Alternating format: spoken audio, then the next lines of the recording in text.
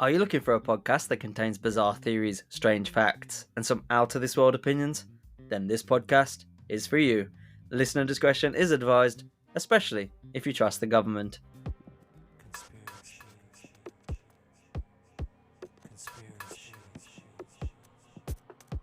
Welcome back, conspiracy lovers, to another episode of Conspiracy, the show where no story is too strange, no theory too far-fetched, and no one is safe from our deep dives into the unknown. I'm Ash, your host, your guide into the world of conspiracies, and occasional devil's advocate. And if you're new around here, welcome to the rabbit hole. Just a reminder, we drop new episodes every Wednesday, and if you love bizarre theories and out-of-this-world conspiracies, make sure to subscribe and leave a positive review.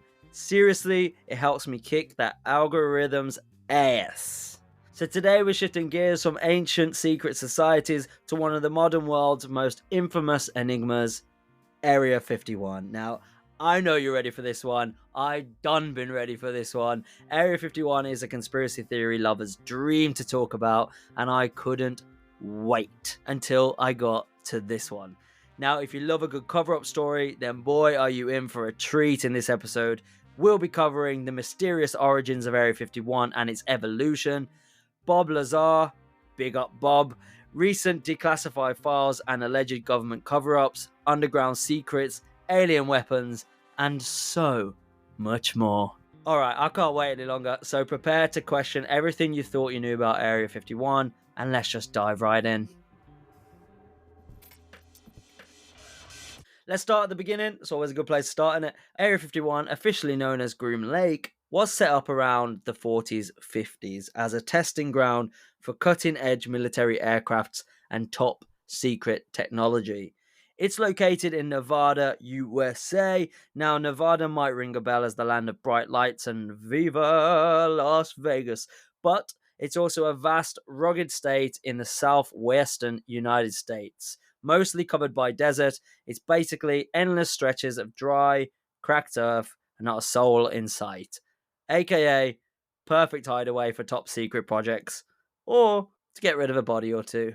Area 51 hasn't always been called Area 51, by the way. It actually used to just be a remote military testing ground. In the 1950s, during the height of the Cold War, the US government needed a secluded spot to test a revolutionary new spy plane, the U-2. Not to be confused with the band, shout out to Bono, but the U-2, affectionately dubbed the Dragon Lady, because who doesn't want their top secret aircraft to sound like a mythical creature? This sleek, single-engine beauty was designed to fly at altitudes over 70,000 feet. That's more than twice the cruising height of your average commercial plane. At such heights, it could capture detailed images of enemy territories, all while remaining largely out of reach from ground-based defenses. Pretty cool, actually.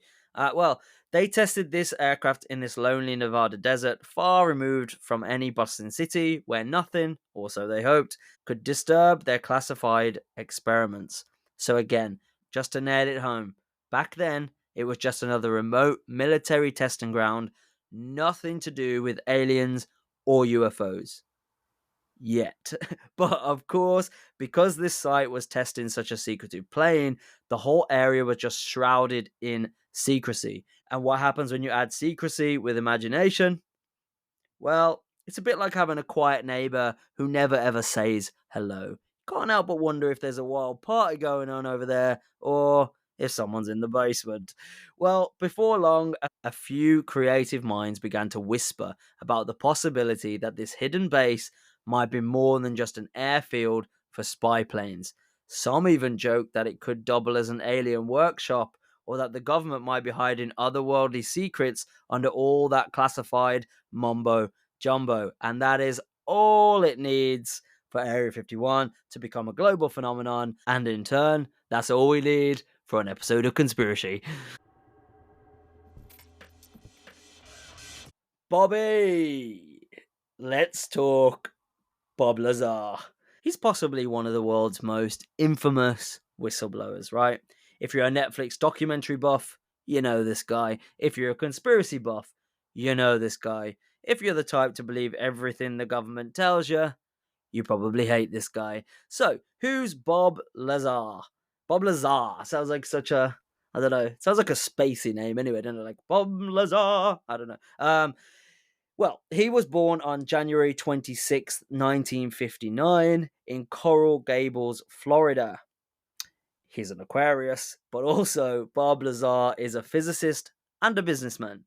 After working as an engineer for many years at Los Alamos National Laboratory in New Mexico, Lazar received a mysterious phone call inviting him to interview for a position at a top secret facility. I wonder which one that is. And you know, Bob, good old Bob, he was known for strapping a jet engine to his Honda car. Yeah, he literally did that. So you can bet he went to that interview. He claims that during this interview process, he was briefed on highly classified projects involving alien technology and was subsequently hired to join the reverse engineering team. Can you actually imagine the interview though? Like, I imagine the interview questions were like, so, do you have experience with advanced propulsion systems? How's your reverse engineering skills? How do you feel about working in isolated desert locations? How do you handle classified information? And Bob Lazar's just like, mm-hmm, mm-hmm, done that. Yep, mm-hmm, yep, that's fine. Mm-hmm. And the interviewer's like, you're hired. You start right now, Mr. Lazar. Sign this NDA. If you ever speak about it, you're dead. Well, speaking of it, fast forward to 1989, Bob entered the public eye when he openly made sensational claims about his involvement with this secret government project related to alien technology. After months of working in secrecy, Bob grew concerned about the implications of his work and decided to blow the whistle. We love a whistleblower. So he contacts investigative reporter George Knapp and appears on Las Vegas TV station KLAS. He initially used the codename Dennis and hid his face, but later he revealed his identity, and in a series of explosive interviews, he revealed all of his experiences. Lazar alleges that he was employed at a covert site known as S4, located at Area 51. According to Lazar, he was introduced to his new colleagues, 9 flying saucers, each with unique designs and capabilities that screams, not from around here, if you catch my drift. He describes the interior of one craft as being designed for beings of short stature, leading him to quip, either we're dealing with aliens or the Air Force has a secret team of jockey pilots. So he reveals all about the propulsion system, which allegedly uses element 115, a substance that at the time wasn't even on the periodic table. Talk about on the job training. And also that he had read government documents detailing alien involvement in human affairs over the past 10,000 years. And let's actually talk element 115 for a second, because I feel like this is one of the key points in Bob's claims, because at the time, no one believed him because this element did not exist. So people were like, yeah, he's making it up. This can't be real. That element's not on the periodic table. Cannot possibly think outside of the textbook. Does not compute. But according to Bob Lazar, element 115 served as a fuel source for this alien spacecraft, enabling them to manipulate gravity for propulsion. He described it as a stable isotype capable of producing anti-gravity effects. So essentially, like when you see on TV and film and stuff like that, a flying saucer just floating, essentially what they are alluding to is that it has this propulsion system that it doesn't really need an engine or any kind of propeller or anything like that. It's actually manipulating gravity to float. So it's using its surroundings to be able to float. So that's essentially what that is. But that couldn't be possible that Bob was working on that, right? Because the element doesn't exist. Well, in 2003, 14 years after Bob's claims, guess what's now recognized as an element? Yeah, element 115. Bob claimed it 14 years prior. 14 years is a long time in the science world. So now, with all of that out in the open, what happened to Bob? Well, they then tried to discredit everything about him, his life, him being a physicist, anything that they could do to make Bob seem like a baffling buffoon. Classic cover up. Lazar's claims have been the subject of various media productions, though. Notably, he was featured in the 2018 Netflix documentary, Bob Lazar, Area 51 and Flying Saucers, which is great, by the way. It's such a good watch if you're into this type of stuff. Yeah, so he delves into his experiences and the controversies surrounding his assertions. Additionally, he also authored an autobiography titled Dreamland, where he provides a detailed account of his alleged involvement with extraterrestrial technology. And you should read that. If you're into this and you like Bob Lazar, definitely check that out. It's a really good read. I mean, if it's true, if it's not, I mean, who cares? It's a good read. And also, most recently, he featured on a Joe Rogan episode with Jeremy Corbell, which also a fantastic interview, very interesting, and I highly recommend that too if you're interested in Bob Lazar's story or Area 51. So, with all these claims from Bobby, let's take a look at what was later declassified by the US government and work out if they could potentially be what Lazar was working on. So, first up, we got U2. Again, not the band.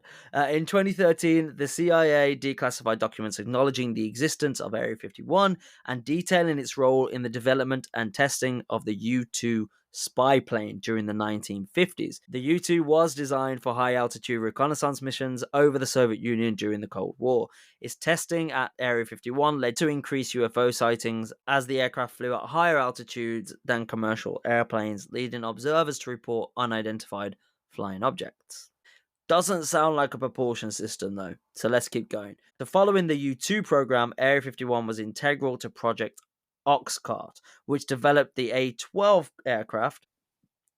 This Mach 3 reconnaissance plane was designed to replace the U 2, offering higher speeds and altitudes to evade enemy defenses. But also, doesn't sound like a propulsion system or any type of craft that Bob said he was working on. So next we've got the testing of captured Soviet MiGs. So the declassified documents have revealed that Area 51 was used to test and evaluate captured Soviet MiG fighter jets. These tests aim to understand the capabilities and limitations of Soviet aircrafts, providing the US military with valuable insights during the Cold War. The presence of foreign aircraft at the base could add speculation about the reverse engineering part of it, because they wouldn't have known how this craft was made, so they would have had to take it apart, put it all back together again to work it out. So maybe that's what he was working on in terms of reverse engineering. That's a potential. But do any of these sound like propulsion systems and round aircrafts to you? I smell a cover up. While declassified documents have illuminated some aspects of Area 51's history, they often just lead to further questions, especially when information is so heavily redacted. The selective disclosure doesn't help anything because all it does is it fuels conspiracy theories and pushes people to want to learn the truth. So then they're going to keep diving and we're going to keep talking about it. And this is the thing with governments. Why don't they just be so upfront, so honest, and they wouldn't have any of this crap, you know? But here we are, and the slow pace of declassification means that many activities remain shrouded in this mystery, but it does keep the intrigue surrounding Area 51 alive, and that's why we're here today. One interesting theory in particular is the subterranean mysteries of Area 51. I really enjoyed this one. So, beyond the barbed wire and the no trespassing signs, rumors abound of hidden tunnels, secret laboratories, and the elusive S4 facility. So, let's grab our metaphorical shovels and dig into these intriguing tales. First up, we've got, are there multiple underground levels? Is it a labyrinth? Conspiracy theories have long suggested that Area 51 isn't just a surface level installation, but extends deep, deep underground. Speculations include vast networks of tunnels, multi level laboratories, and even subterranean railways connecting to other secret sites. These theories are fueled by this location within a 368,000 acre military complex that includes the Nevada test site, known for underground nuclear tests. And you know what? This part reminds me a lot of Paradise. Have you seen Paradise? It's the new show. I think it was released by Hulu. I'm not sure where it is, but you should go and watch it. It's got James Mangold in it. He's a really good actor. And it's essentially basically a society who has to move underground because something happens above the ground, and it's just so good. I can't really say anything without giving things away, so I'm not going to spoil anything. But this show had me gripped every single episode. I think it's only like 8 episodes long. It's a crime. It should have been way longer. But yeah, it was just so good. It's kind of like a, thriller mixed with cover-ups, mixed with action, mixed with kind of post-apocalyptic, and like there's just, it ticks every box for me in terms of a TV show. It was really good. I was very, very impressed with it. And yeah, you should go watch it. It's called Paradise, and it's streaming now. So yeah, maybe Area 51 is just like they've been building this underground survival, necessary survival place where if the world does go to shit, or if the nuclear bombs go off, or whatever might happen, there's somewhere to go, and like all the rich and powerful will have their little home or whatever. But yeah, look, it won't be open for us lot. Don't tell you that. Definitely won't be open for me with this podcast.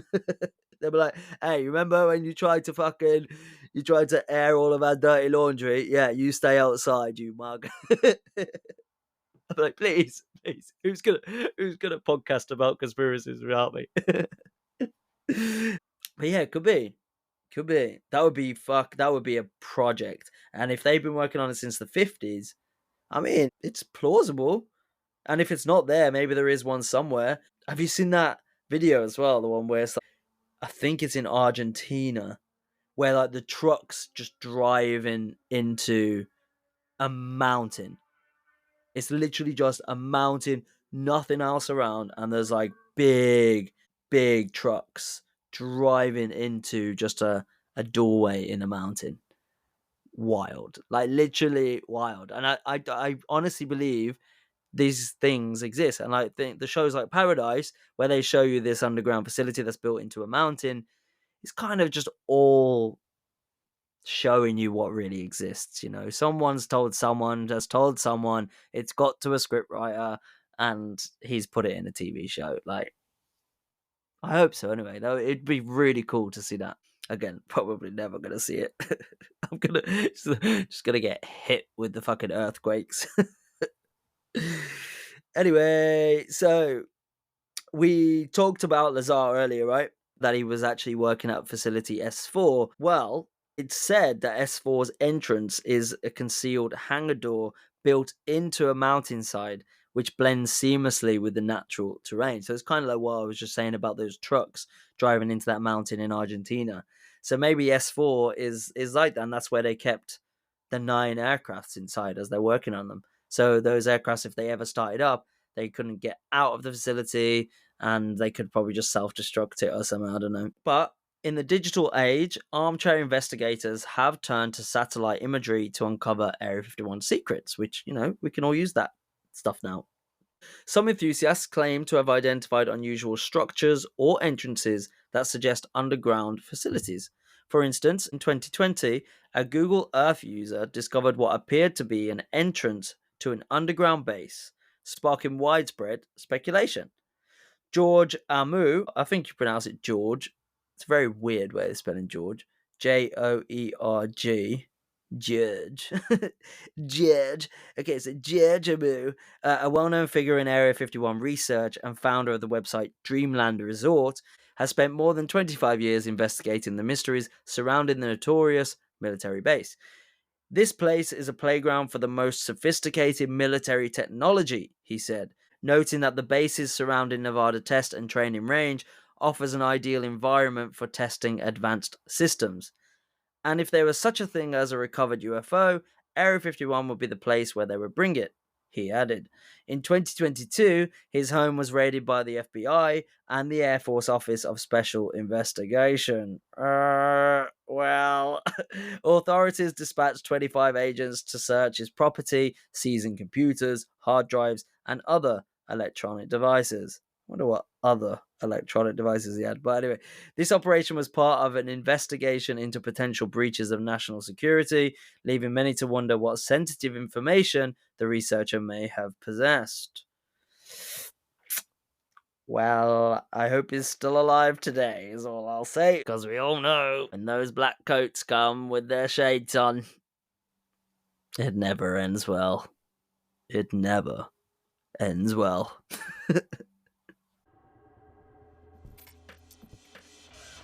So let's take a moment and imagine, what if at Area 51, instead of just testing stealth planes, what if they actually got their hands on something a little more out of this world? Hold the sci-fi soundtrack, yeah. Now, I know what you think. Ash, that sounds like something straight out of Independence Day. And you'd be right, but hear me out. Imagine a top secret lab where scientists are poking and prodding at a craft that defies all logic. One bloke's just standing there like, "Oi, Dave, this thing doesn't even have an engine. What the fuck is powering this?" Dave's just staring into the abyss, muttering about anti gravity propulsion while nervously sipping his coffee. And then, bam, fast forward a few decades, and we've got stealth bombers that look like they were designed by someone binge watching Star Trek. I mean, the B 2 Spirit, for example, that doesn't even look like a plane. It looks like it should be zipping through a wormhole. It looks straight out of like Interstellar or something. And don't even get me started on those drones that can hover and change directions like UFOs now. Is it coincidence? Nothing's a fucking coincidence. Come on. But here's the real kicker. If they did reverse engineer alien tech, would they tell us? Of course not. The official story would be, oh, it's just an experimental craft. Yeah, sure. And I'm the King of England. Come on. So, are we looking at good old fashioned American ingenuity, or did someone in a black suit and sunglasses hand over a blueprint that came with instructions in an alien language? Either way, the results are pretty damn impressive. And the worst part, we'll probably never know the truth. And that's exactly how they want it. So, how about that moment in 2019 when the internet fell into a frenzy?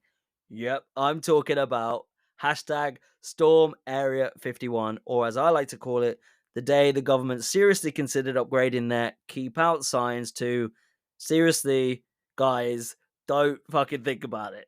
So, June 2019, a bloke named Matty Roberts, probably half joking and fully caffeinated, creates a Facebook event called Storm Area 51. They can't stop all of us.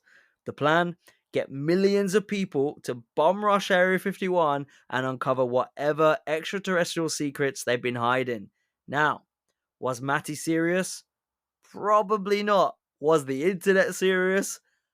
100%. Within days, the event went viral. Over 2 million people clicked going, while another 1.5 million said interested. And let's be honest, how many of us hit that interested just for the memes? Because, oh boy, the memes were a chef's kiss.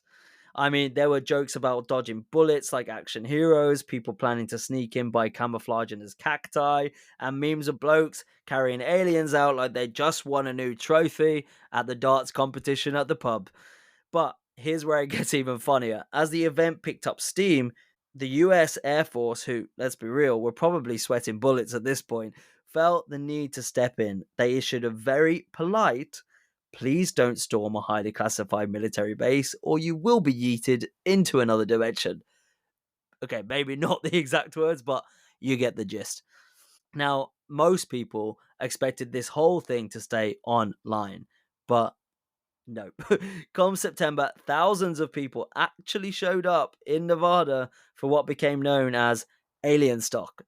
Yeah, literally. However, it was more like Burning Man meets Comic Con than an all out assault on a military installation. There was music, alien themed costumes, and honestly, if this becomes a yearly thing, I'm booking my flights. I'm sure I'll get a few more listeners there, to be honest. But despite the memes and the madness, something interesting happened. This goofy internet joke turned into a real life cultural movement. It wasn't just about storming a military base anymore, it was about questioning secrecy, government transparency, and humanity's obsession with the unknown. People weren't just there for the laughs, they were there because deep down, everyone kind of wants to know what is behind those locked doors. Everyone and their god's dog wants to know. Just tell us. Because let's face it, Area 51 has always been that forbidden fruit. The place where they might be hiding ET, crafting spaceships, cloning Elvis. And in a world where government secrecy is the norm, Storm Area 51 became a way for people to say, we want answers. It tapped into that deep rooted curiosity we all have. The same reason we binge watch UFO documentaries or spend hours down YouTube rabbit holes titled Aliens Confirmed. Even just listening to this podcast, we all just have this urge. We want to know. But in the end, no one actually ended up storming Area 51, and the government didn't have to fend off a crowd of camo clad wannabe spies crawling through the desert. But the event left a mark. It showed us that when you combine internet culture, a sprinkle of rebellion, and a dash of conspiracy, you can create a movement that captures the imagination of millions. Well, we simply cannot discuss Area 51 without at least touching on where the whole alien obsession really kicked off. Roswell, 1947. And before anyone says, oh, but Ash, it was just a weather balloon, let me stop you right there, because if you believe that, I've got a bridge to sell you in London, all right? Here's what really went down. A rancher named Mac Brazel finds strange debris scattered across his field, stuff that doesn't bend, doesn't burn, and looks like it came straight off a set from Star Trek. He reported to the police. Way too quickly, idiot. And if you didn't catch that, it's because I've done a whole episode on Roswell back in episode 5. You should check it out. So he reports it to the sheriff, and suddenly the military swoops in faster than you can say cover up. Next thing you know, they're telling the press it's a craft, and then they backtrack and start feeding the press some nonsense about a weather balloon, and then the wreckage, gone, vanished, whisked away quicker than my takeaway delivery on a Friday night. So where did it go? The real destination, was it Area 51? Theorists believe that debris didn't go to some random army base in New Mexico, as they told us. They have been shouting it from the rooftop for decades. It went straight to Area 51. Where else would they stash alien tech and possibly a couple of unlucky extraterrestrial pilots? I mean, if you've got the smoking gun that proves we're not alone, you're not exactly putting that in the lost and found, are you? And guess what? This is where the whole reverse engineering alien tech theory kicks in. You don't just store an alien spacecraft, you take it apart, you figure out how it works, and if you're really cheeky, you start incorporating that tech into your own military projects. I mean, when you even look at SpaceX's new rocket system, it's able to take off, go to space, and land again now. I mean, that's got to come from somewhere, surely. I mean, you don't just all of a sudden come up with this. Like that's gotta come from somewhere. You don't just go from like that random rocket that goes to the moon and back and it all burns up and everyone dies, whatever, to then all of a sudden a rocket that can go up, come back down, get caught by an arm, do a twizzle, do a cartwheel. Like there's something going on here, especially with that, and with stealth bombers and all the rest of it. That technology's come from somewhere. So could it have been reverse engineered? But wait, it gets even better. Have you ever heard of Majestic 12? If not, prepare yourselves. Allegedly formed by President Truman in 1947, convenient timing, this super secret committee was tasked with controlling any information about extraterrestrial contact. According to leaked documents, which the government obviously claims are fake, classic, Majestic 12 wasn't just sweeping things under the rug, these lads were deep in it, deciding what the public could and couldn't know. And let's be real, if you had undeniable proof that little green men had crash landed in New Mexico, would you trust the public to handle that news in the 40s, 50s, 60s, even today? Of course not. People panic when Tesco runs out of loo roll. Imagine telling them aliens are real. Can you actually imagine the frenzy? People go fucking mental for the smallest stupid shit. So you're all to blame. If you didn't panic so much, we'd all be all right. We'd all know. And here's where it all comes full circle. Roswell, Majestic 12, advanced tech. Where do all those threads lead? Straight to Groom Lake, baby. Area 51. The perfect place to hide it all. Guarded by blokes who have permission to shoot trespassers and surrounded by secrecy thicker than your nan's gravy. And don't even get me started on the fact that documents about Area 51 were only partially declassified in 2013. Partially. That means they told us just about enough to make it seem like they were being honest, but not enough to give away anything really juicy. Classic government move. Throw us a bone and keep the steak for themselves. Those bastards. That could be changing though, as Trump has announced even files associated with this are about to be declassified. So, fingers and toes crossed, people. Real tight. Real tight. And if you think this is just an American thing, think again. Every country with a bit of desert and a secretive military base has their own version of Area 51. Russia's got Kapustin Yar, their own little UFO playground. China's military base is shrouded in secrecy. And then there's our very own Rendlesham Forest incident here in the UK. But we'll dive into those in a little bit. Alrighty, now let's talk about how Area 51 went from top secret government base to Hollywood's favourite alien hangout. Because, let's be honest, if you ask the average person what they know about Area 51, chances are they'll mention Will Smith punching an alien in the face in Independence Day before they mention stealth aircraft. So how did that happen? Well, Hollywood didn't waste any time cashing in on the mystery. Area 51 became the go-to backdrop for alien conspiracies faster than you can say phone home. Think about it. The X-Files, Men in Black, Paul, even Indiana Jones and the Kingdom of the Crystal Skull. Although, we don't talk about that one. All of these films and shows leaned into the idea that Area 51 is where they hide the real alien tech and cover up intergalactic secrets. And we've mentioned it, so let's talk about it. Independence Day, the ultimate America Saves the World movie. Area 51 was the place where humanity cracked the alien code and built weapons to fight back. I mean, in that film, they literally had an alien spacecraft just chilling under a tarp like it was someone's forgotten classic car. And somehow Jeff Goldblum figures out how to hack it in like 30 seconds. Classic Hollywood logic, isn't it? Oh, it's alien technology. No worries. Let's just plug in this 90s laptop. Job done. Classic. Classic. Classic. But it wasn't just the Hollywood blockbusters, right? Shows like The X-Files did something even more dangerous. They blurred the lines between fiction and reality. Mulder and Scully weren't just running around chasing aliens, they were feeding into the paranoia that maybe the government was hiding something. And can you blame the people for buying into it? Their tagline is literally my tagline, which I found out today. The truth is out there. Like, I had no idea that that was the X-Files tagline. And that's literally my tagline. Remember, the truth is out there. Wild. It all comes full circle. I'm basically as big as X-Files now. I mean, hold me back. Hold me back. Give me my awards, people. You know, that's why I chose it for my podcast. You can't dangle a line like that in front of conspiracy theorists and not expect anyone to bite. I mean, it makes me want to bite, so yeah. And then comes into play social media.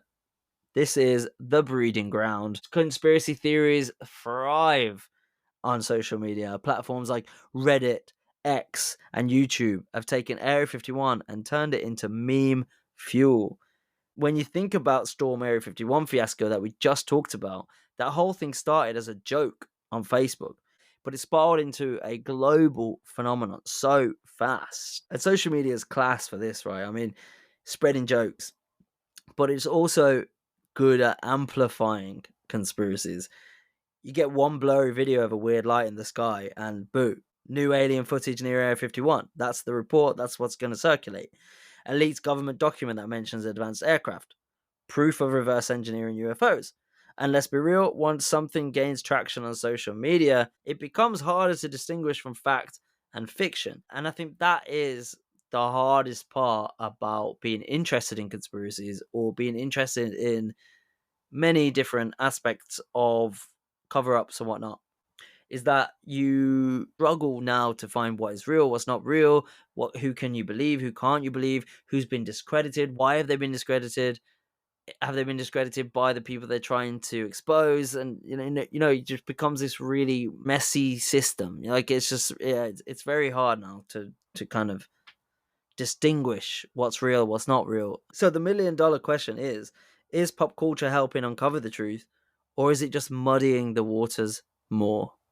On one hand, movies and TV shows have definitely raised awareness. I mean, before the X Files and Independence Day, most people had never even heard of Area 51. But on the flip side, Hollywood has turned it into such a spectacle that it's hard to know where the truth ends and the fiction begins. It's like they've created this weird loop where fiction inspires conspiracy theories, which then inspires more fiction. It's like this inception of government secrets, layers upon layers of confusion, and that's exactly how they like it. It's frustrating because that's exactly what they want. The more noise there is, the harder it is to figure out what's really going on. But here's a thought that'll maybe kind of mess with your head a little bit if you've never thought about it. But what if Hollywood isn't just making this stuff up? What if those fictional alien ships and underground labs are a little too close to reality? Maybe there's been some pillow talk or someone whispering and someone's overheard something and they've just put it into TV shows, into films. And if that's the case, then maybe we've been watching disclosure in plain sight, not as press releases or official briefings, but as blockbusters and binge worthy TV shows. Just something to think about. So let's enter the danger zone. We've covered Roswell, we've talked about Majestic 12, and we've had a laugh at how Hollywood has turned Area 51 into the world's favorite alien Airbnb.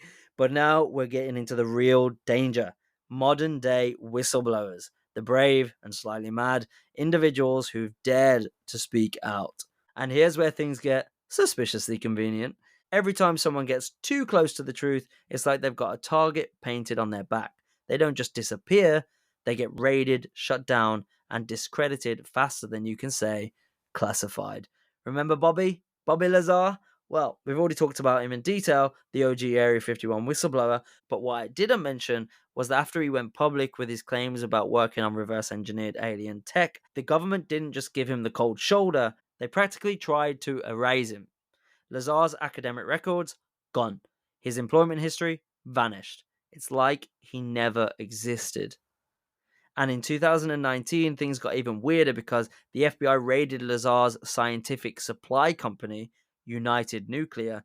Now, officially, they claimed it was part of an investigation into some missing toxic materials, but come on, this is the Bob Lazar we're talking about, the guy who exposed element 115, which then became an actual element. And we're just supposed to believe this raid was just about some chemicals? Right. And then there's Dr. Stephen Greer. If you don't know him, Greer's the guy behind the Disclosure Project. He spent years collecting testimonies from military personnel, government insiders, and intelligence officers who claim the government is covering up contact with extraterrestrial life. Greer has done multiple documentaries, including Unacknowledged and Close Encounters of the Fifth Kind, and he's hosted press conferences where former government employees spilled the beans on what they've really seen. And surprise, surprise, he's been targeted too. Greer has spoken openly about how he's been followed, intimidated, and warned to back the fuck up. And we're not talking about random internet trolls. We're talking our favorite men in black, the black suit guys, the shades on, show up at your door, two of them, and you're never, ever seen again. Greer's even claimed that high level officials have told him, if you keep pushing, you will not like what happens next. Keep going, Greer. Keep going. And it's not just Lazar and Greer who's the famous ones, right? There's a long list of whistleblowers, researchers, and investigators who've been intimidated, raided, or, let's be blunt, ended up mysteriously dead. You can do your own research on all of these people. Just give it a Google. I'll give you a few examples. Phil Schneider claimed to have worked on underground bases, including the infamous Dulce base, where he said the US government was in cahoots with aliens. He was then found dead under very suspicious circumstances. Officially ruled as suicide. Sure. Next up, we got Dr. Carla Turner. She researched alien abduction cases and claimed there was far more going on than people realized. Later died of a fast acting cancer after receiving numerous threats. Max Spears, conspiracy researcher who spoke openly about secret programs and mind control, later found dead on a sofa, vomiting black liquid. Seriously. Let's just hope Ash from Conspiracy doesn't end up on that list. It's all a joke. It's all for entertainment purposes. I love the government. I love you guys. This is just a podcast. So why are they so afraid of the truth getting out there? When everyone who tries to pull back the curtain ends up silenced, discredited, or worse, you gotta ask yourself, what are they so desperate to hide? And this isn't just about keeping UFO sightings under wraps. We're talking about technology that could change everything: clean energy, anti gravity propulsion, cures for diseases. If the government has been reverse engineering alien tech for decades and they've kept it to themselves, that's not just a cover up, it's criminal. It's criminal behavior. And it's not just the US government either. Governments all over the world are playing the same game. Silence the whistleblowers, control the narrative, and make sure that the public stays in the dark. So, what does this tell us about the real power dynamics at play? It's simple. Those in control aren't just protecting secrets, they're protecting power.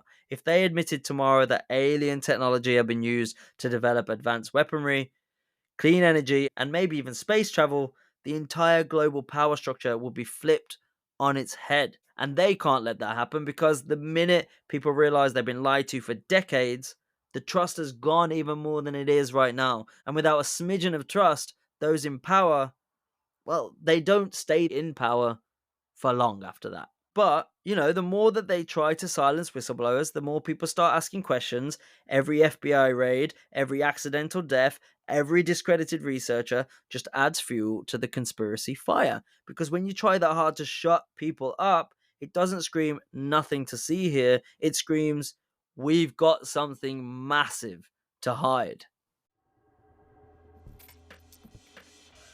So we've talked plenty about Area 51, but here's the thing. America's not the only one playing the "we're definitely not hiding alien tech, move along" game. If you think the US is the only country with a sketchy top secret base where they're tinkering with UFOs and building next gen weapons, well, mate, you're dreaming. Every major power in the world has their own version of Area 51. I mentioned a few of them briefly a moment ago, but let's dive into them. First up, let's start with Russia, because if anyone loves a good cover up, it's the lads in Moscow. So they have Kapustin Yar, a top secret military site built in 1947, same year as Roswell. What a coincidence! Kapustin Yar was the place where the Soviet Union tested their most advanced weaponry, but according to some former Soviet insiders, and by insiders I mean blokes who probably had a one-way ticket to Siberia after they spoke out, Kapustin Yar wasn't just about missiles. Allegedly in 1948, the Soviets recovered their own UFO, yeah, Roswell Part 2, but this time with a Russian twist. And what did they do with it? Same thing the Yanks did: reverse engineer the tech and pretend nothing ever happened.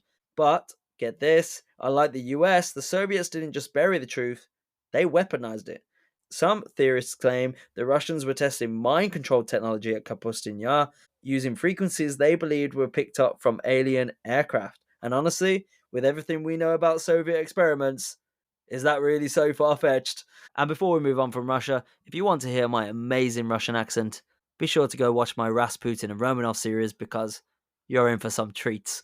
Now let's over to China, where secrecy isn't just a policy, it's a lifestyle. And their version of Area 51, the Lop Nur military base. Tucked away in the Xinjiang desert, Lop Nur has been China's main nuclear testing site for decades. But theorists believe it's so much more than that. There's speculation that Lop Nur isn't just about nukes, it's about ET technology. According to leaked documents, which, let's be honest, probably got someone sent to a re-education camp, China has been obsessed with developing hypersonic weapons that defy the laws of physics. And where do you think they're testing this stuff? Yep, right in the middle of nowhere, exactly where you'd hide an alien R&D program. And here's the creepy bit. Satellite imagery has revealed massive underground complexes at Lop Nur. I'm talking miles and miles of tunnels and bunkers that make Area 51 look like a glorified garage. Whatever's happening out there, it's not just nukes. Let me assure you. Now, don't think we're off the hook here in the UK, by the way. We might not have a Nevada desert to stash our alien tech, but we do have Rendlesham Forest. Back in 1980, US servicemen stationed at RAF Bentwaters, which is a base we let the Americans use because, they don't have enough of their own. The servicemen reported seeing strange lights in the forest. These weren't just random lights, these things landed. One of the men, Jim Peniston, even claimed he touched the craft and received a download of binary code directly into his brain. Yeah, Matrix style. That's full on Matrix. He wrote down the code, and when it was decoded years later, it contained coordinates to ancient sites like the pyramids linked to alien activity. I mean, you can't make this shit up. This is gold. This is absolutely golden. Binary code, coordinates, pyramids. Damn. And finally, we've got India. India's actually got its own alien playground as well. It's called Kankar La Pass. It's a remote region in the Himalayas near the Indian-China border. This place is so remote that barely anyone goes there. And the few who do come back with stories that sound like scripts from the X-Files. Locals have reported seeing strange lights, unexplained crafts, and even beings moving in and out of the mountains. Theorists believe Konkala is home to an underground alien base, one that both India and China know about but have agreed to keep quiet. And when you think about the tensions between India and China, if they're agreeing on something, it's got to be pretty serious. So when you think about it, if the US has been reverse engineering alien tech for decades, do you really think other nations are just sitting around twiddling their thumbs? Not a chance. If America's got UFO rockets in a hangar at Area 51, you can bet your last quid that Russia, China, and probably a few other nations have their own little alien jigsaw puzzles to figure out. And that raises a massive question. What happens when someone cracks it first?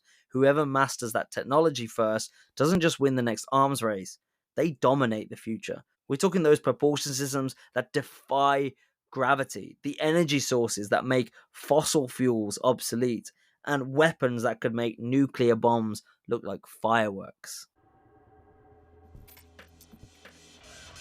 And breathe. We've gone down the rabbit hole. We talked about top secret bases, alien tech, government cover-ups, and even how other countries are playing the same sneaky game. From Bob Lazar's wild ride to Hollywood feeding us disclosure in plain sight, and the whole world racing to crack the alien code before anyone else.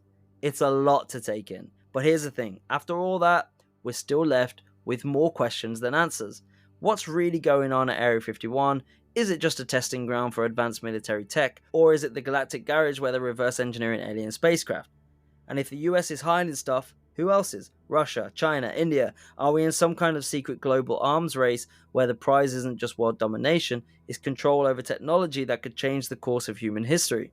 If this information ever does come out, would society collapse if we found out that aliens have been visiting Earth for decades and the government's been sweeping it under the rug? Or have we been slowly prepared for that moment with every sci-fi movie, meme, and half-baked conspiracy theory we've consumed? What if all these whistleblowers, secret documents, and mysterious deaths aren't just coincidences? What if the truth isn't buried because we're not ready for it, but because the people in power know that once the truth is out, they lose control? And the biggest question of all, will you come looking for me if I go missing? Thank you. So let me know what you think about Area 51. I'd love to hear your thoughts on this one. Drop me a line, share your theories, and let's keep the conversation going. You can get in touch on our socials at Conspiracy. You can find us on Instagram and TikTok. You can also email me, conspiracy@gmail.com. I'm always keen to hear what you guys have to say.